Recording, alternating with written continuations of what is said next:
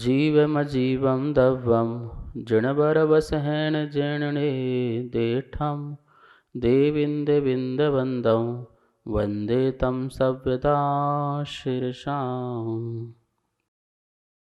द्रव्य संग्रह परम मांगलिक ग्रंथ है। आचार्य नेमिचंद भगवान द्वारा यह लिखा गया है। 58 इसमें गाथा है।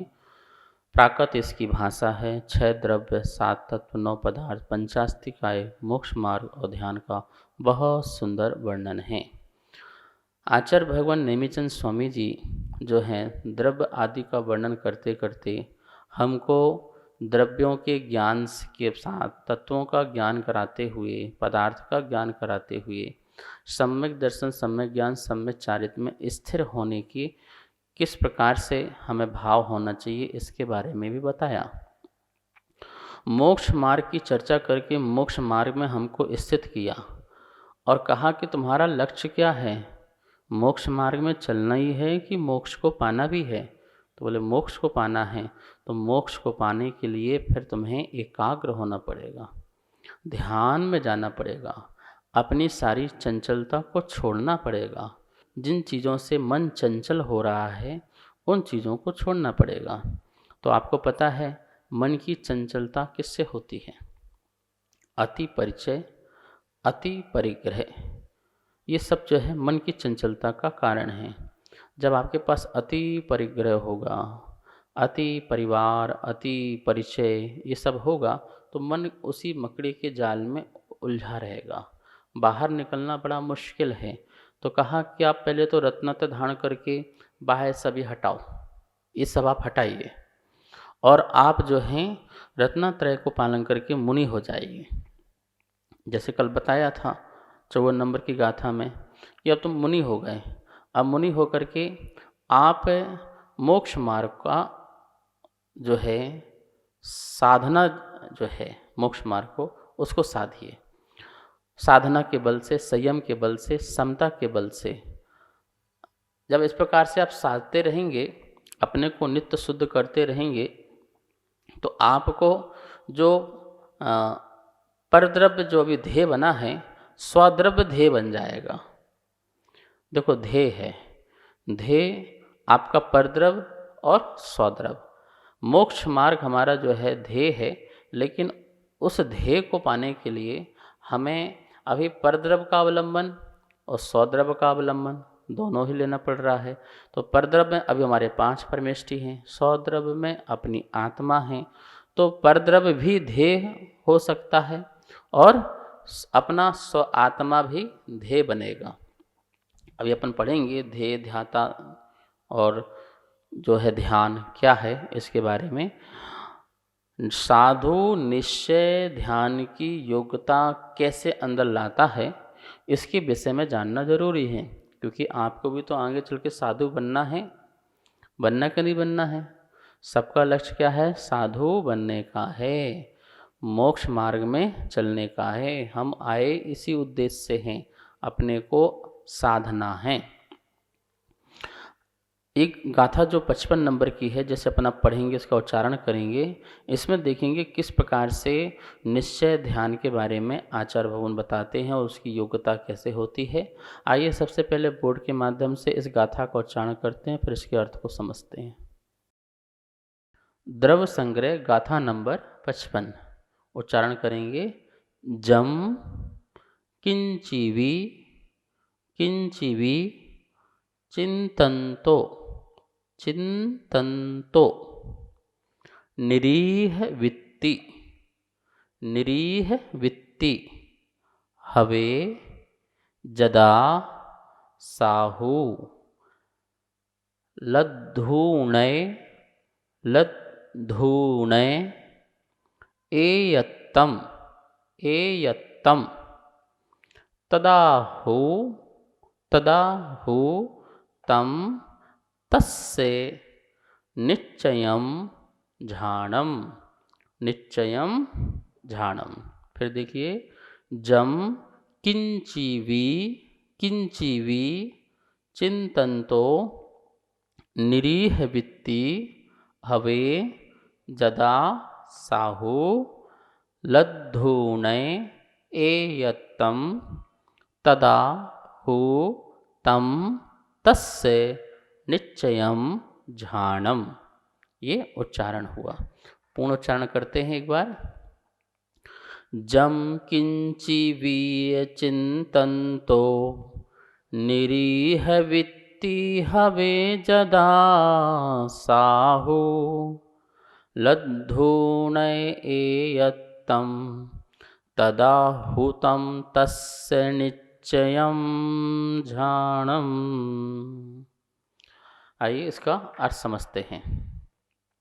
जम जो, किंची भी कुछ भी, जो कुछ भी, किंची भी मतलब कुछ भी, जम मतलब जो कुछ भी, चिंतन तो चिंतन करता हुआ, मनन करता हुआ, चिंतन करता हुआ, निरीह वित्ति, वित्ति तो है पर कैसी वित्ति?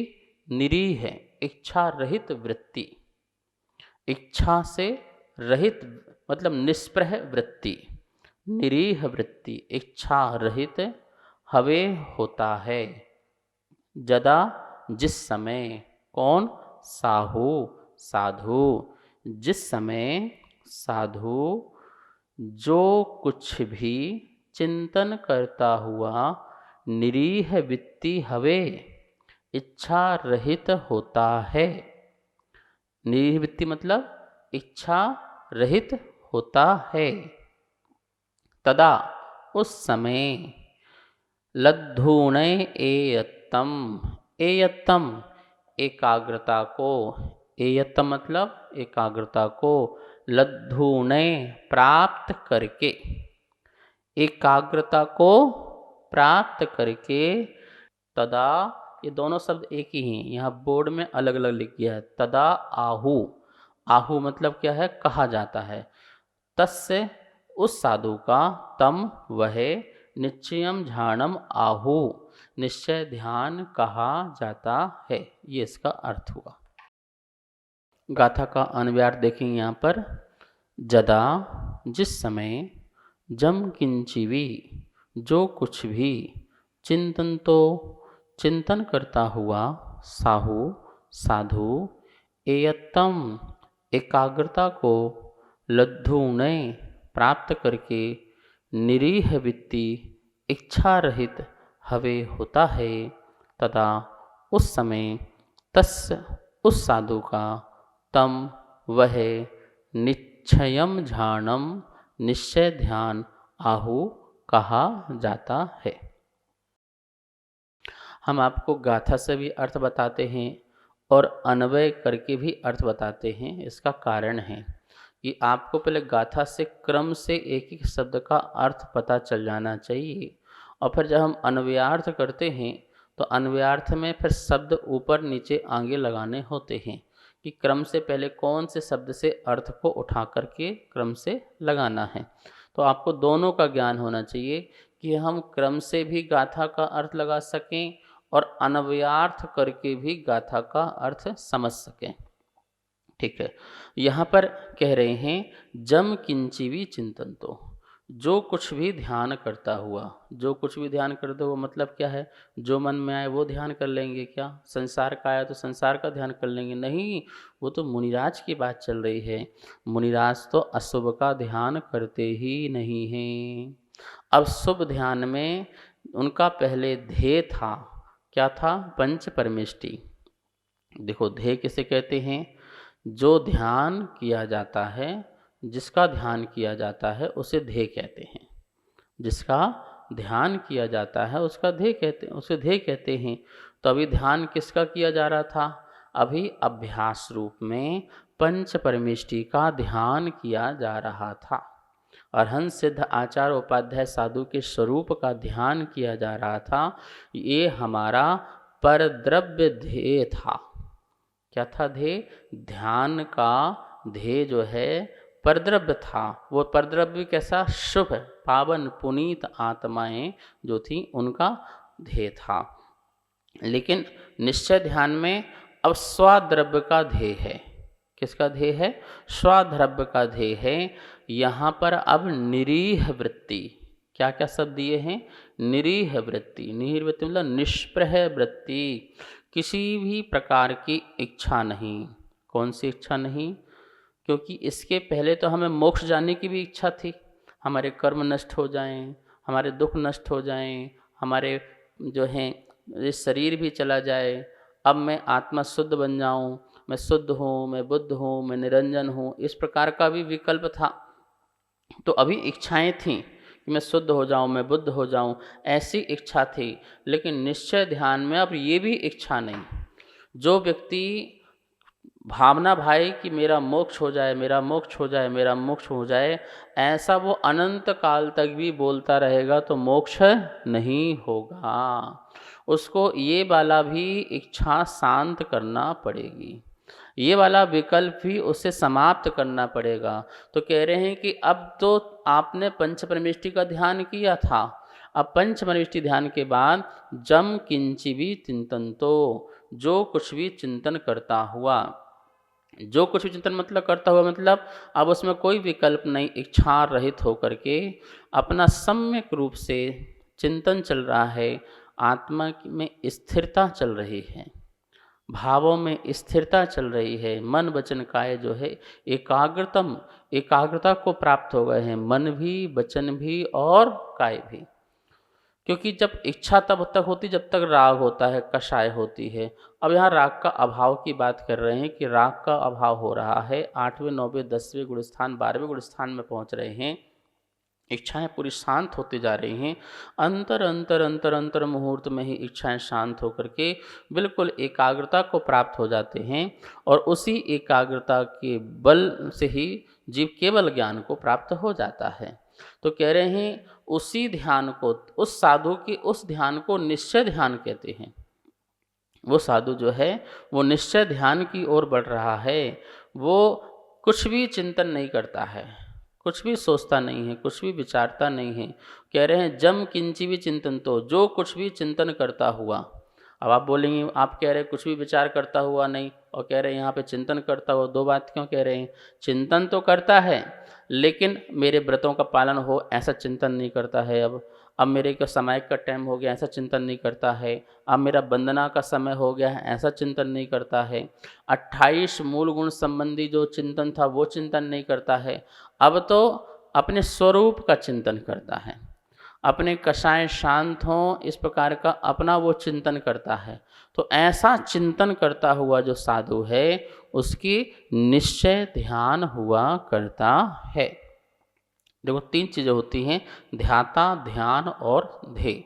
इन तीनों की परिभाषा क्या है समझ लीजिए। पहले यहाँ लिखा है ध्याता, ध्यान करने वाले को ध्याता कहते हैं, जो ध्यान करता है उसको ध्याता कहते हैं। ध्यान किसे कहते हैं? लिखा है ध्यान अपनी चित्त वृत्ति को सब तरह से रोक करके एक ही विषय में स्थिर करने को ध्यान कहते हैं। एकाग्रता का नाम ध्यान है, सभी तरह से अपने मन को हटाकर एक में लगाने का नाम ध्यान है। ध्येय किसे कहते हैं? लिखा है ध्येय जिसका ध्यान किया जाता है उसे ध्येय कहते हैं। पहले पंच परमेष्टि का ध्यान किया जाता था तो वो ध्येय थे, अब आत्मा का ध्यान करना है तो अब आत्मा ध्येय है, तो वो निश्चय ध्येय है। आत्मा ध्येय निश्चय ध्येय है। तो यहाँ पर ध्येय आत्मा है और आत्मा का ध्यान करना है, तो चित्त की वृत्ति को रोको तो ध्यान होगा और ध्यान करने वाला ध्याता हो जाएगा। तो आत्मा ही ध्याता है, आत्मा ही ध्यान है और आत्मा ही ध्येय है। जहाँ तीनों एक हो जाते हैं, ध्याता, ध्यान और ध्येय तीनों एक हो जाते हैं, वहाँ पर निश्चय जो है ध्यान प्रकट साधु को होता है। जहाँ पर ये लगे मैं ध्याता हूँ, मैं ध्यान करने वाला हूँ, इसका ध्यान कर रहा हूँ, इस प्रकार का विकल्प आएगा तो वो व्यवहार ध्यान होगा। लेकिन निश्चय ध्यान में जहाँ तीनों का विकल्प नहीं होता वहाँ पर निश्चय ध्यान हुआ करता है। बहुत ऊंची बात है, और भी इसको अच्छी तरह से समझेंगे। समय हो चुका है, आइए माँ जिनवाणी की स्तुति करते हैं। वाणी के ज्ञान ते सूझे लोकालोक, सो वाणी मस्तक नमो, सदा देत हूँ धोख, सदा देत हूँ धोख। सबको बहुत बहुत मंगल आशीर्वाद।